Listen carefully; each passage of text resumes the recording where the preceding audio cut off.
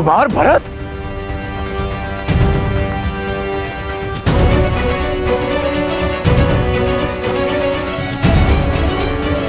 Lanka Naresh Vibhishan?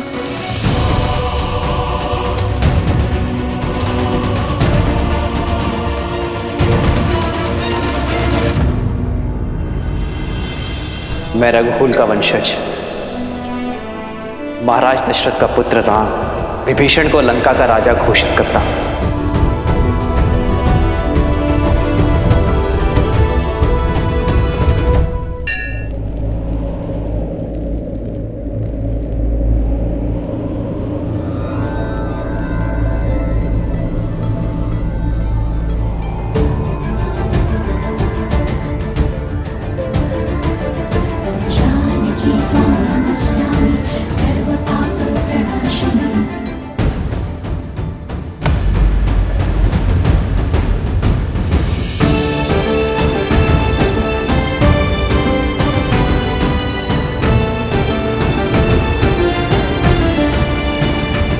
One देवी,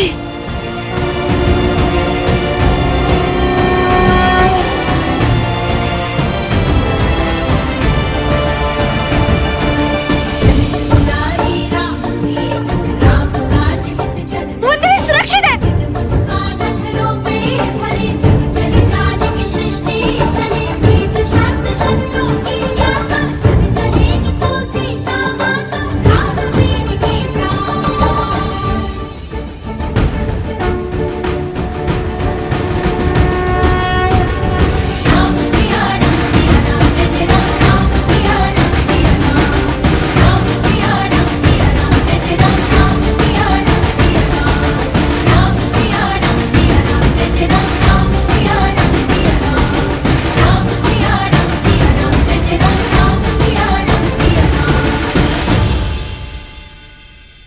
असंभव! ये कैसे हो सकता है?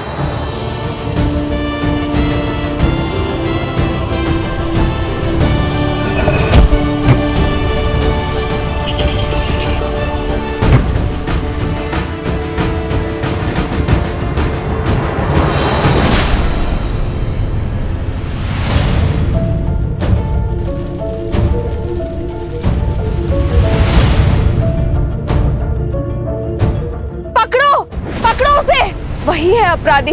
भाग ना जाए, शीघ्र करो, पकड़ो उसे। भाग ना पाए, भागो, पकड़ो उसे।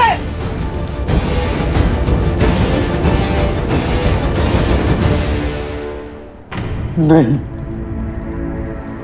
ये कैसे हो सकता? ये नहीं हो सकता, नहीं हो सकता। सीता! सैनिक, कुमार भरत को शिविर में ले जाइए। इन्हें उपचार की आवश्यकता है। जाइए।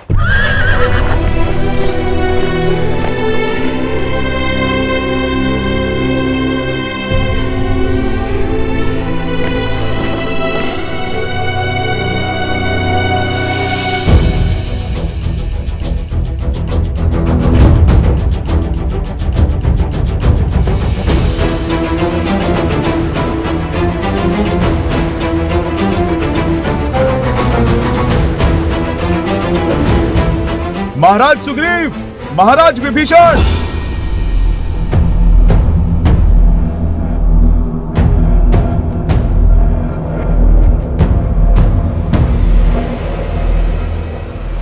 अरे पकड़ो इसे!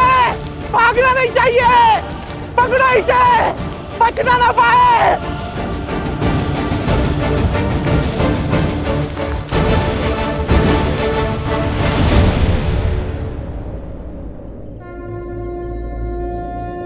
सहायता कीजिए माता।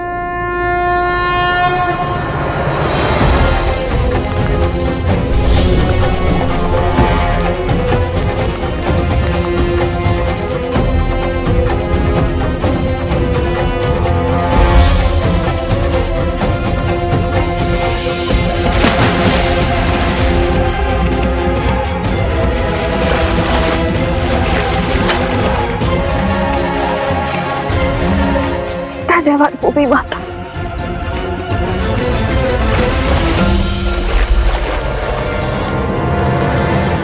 अगर यह पकड़ा गया तो ये मूर्ख मेरे सारे भेद खोल देगा और ये मैं कभी होने नहीं दूंगा।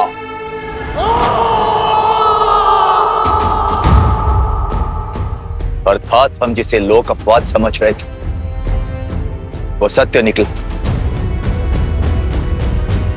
2 ऋषि कुमारों ने सर्वशक्तिशाली हनुमान को बांध दिया। अच्छा, अब हमारी ख्याति लंका तक भी पहुंच गई। वन देवी के पुत्र लव का प्रणाम स्वीकार करें महाराज। कुश का प्रणाम भी स्वीकार करें आप दोनों।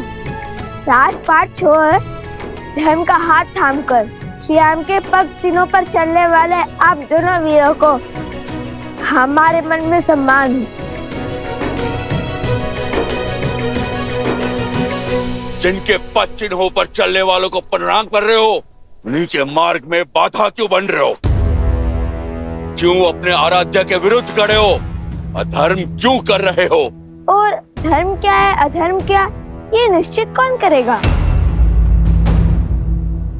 ज्ञात नहीं, मैं बताता हूँ। अंतरात्मा जिससे बड़ा ना कोई धर्म निर्धारक है और ना नियंत्रक। पूछिए अपने इस अंतरात्मा से, क्या प्रभु श्री राम से अपने प्रश्न पूछना धर्म के विरुद्ध है? क्या माता सीता को उनके उचित स्थान अयोध्या पुनः लौटाना क्या धर्म का उल्लंघन है? क्या माता सीता और प्रभु श्री राम को मिलाना क्या धर्म का पतन है? और क्या इस अश्व को रोककर वियोग को मिलन के संयोग में बदलना क्या धर्म का वध है?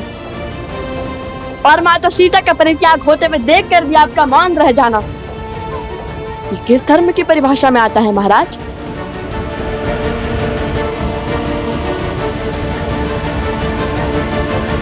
अपने हट पर धर्म का आवरण ओढ़ लेने से तुम निर्दोष सिद्ध नहीं हो सकते हो बालकों। प्रभु से प्रश्न करने का ज्ञान, पद और सामर्थ्य है तुम में। तुम्हें क्या लगता है अपने शरीर से आत्मा को अलग कर प्रसन्न हुए थे श्री राम? वो घटना और घटनाक्रम समझने के लिए बहुत छोटे हो तुम लोग। और अब बंद करो ये उद्दंडता और मुक्त करो हनुमान को और इस अश्व को, अन्यथा क्या वानर राज?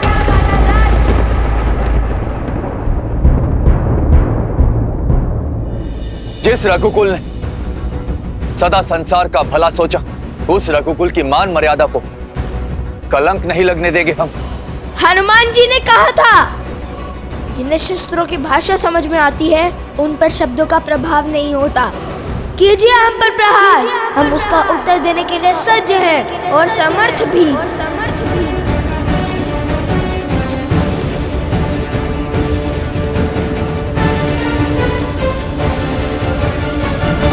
बचाइए मुझे, मेरी रक्षा कीजिए, बचाइए।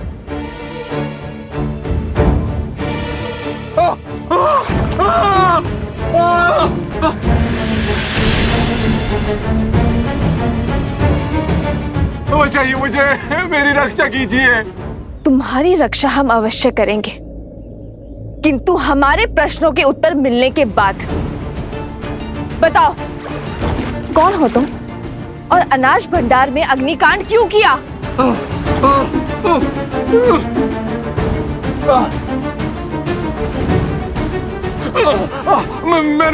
मैंने कोई अग्नि नहीं लगाई, निर्दोष हूं मैं। निर्दोष हो तो तुम्हारे शब्द क्यों अटक रहे हैं और भागे क्यों? सत्य कहो, कौन हो तुम? इसके हाव भाव तो देखो, हो ना हो दोषी यही है। फंसा रहे दोषी यहीं पर। देखो कैसे वन देवी से दृष्टि भी नहीं मिला पा रहा ये। क्योंकि अग्नि इसी ने भड़काई है। हाँ, सारा दोष इसी का है। सारा दोष इसी का है। महाराज धन्यमाली पर असुरी शक्तियों का उपयोग करने का प्रयास तुम्हें ने किया था ना? इस सत्य का ज्ञान नहीं था मुझे, किंतु तुम्हारे यूं चौंकने से पुष्टि हो गई। तुम थे वहां तुम्ही ने किया है वो अपराध। अब या तो सत्य कह दो या यहीं फंसे रहने के लिए सज रहो। उत्तर दो, अन्यथा जब तक तुम्हें यह दलदल लील जाता हम तुम्हें नहीं छोड़ेंगे।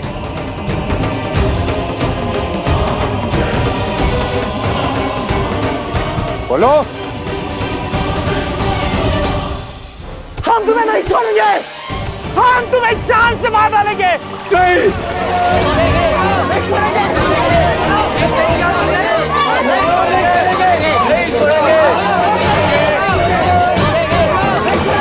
बताता हूँ, तब बताता हूँ। पहले मुझे बाहर निकालिए। बताता हूँ, सब बताता हूँ। बाहर निकालो इसे। तो ठीक है, राम भक्त का रोष झेलने के लिए सज्ज हो जाओ।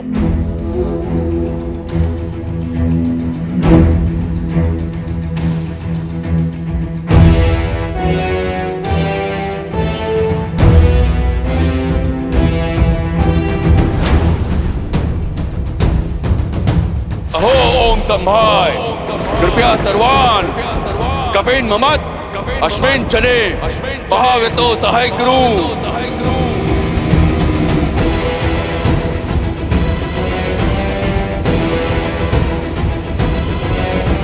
यमाना राग किस अस्त्र का आवाहन कर रहे हैं कुश? अपने सबसे बड़े अस्त्र का। अहो ओम संभाय, विक्रांत सम्राय। सावधान लवकुश, महाराज सुग्रीव के इस वार की कोई काट नहीं होगी आपके पास।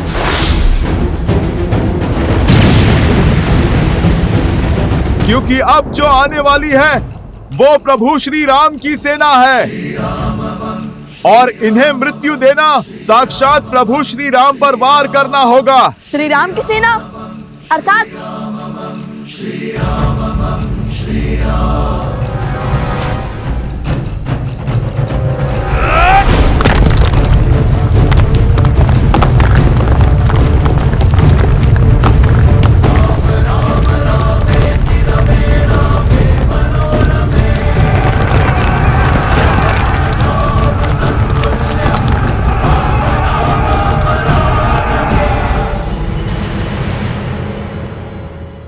बताओ, क्यों रचा है तुमने इतना बड़ा षड्यंत्र? वो मैंने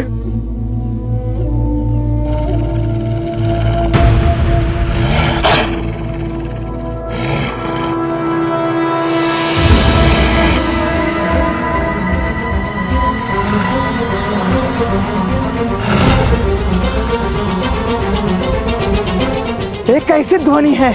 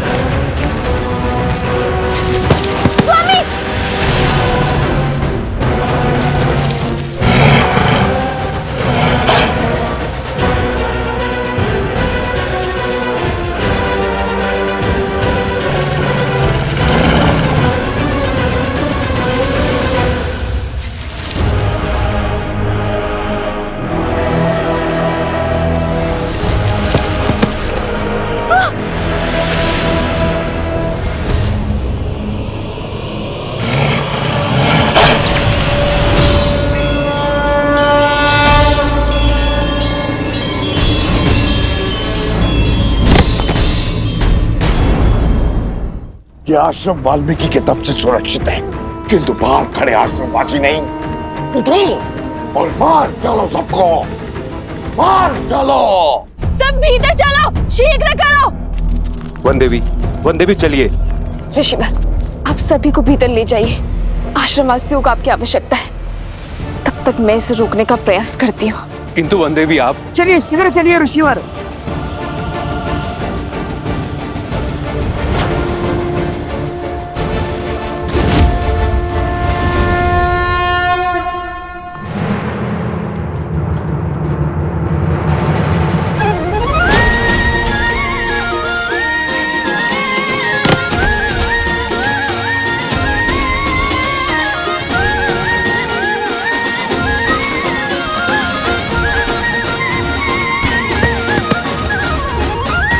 भैया, मैंने पीछे ढकेलना होगा।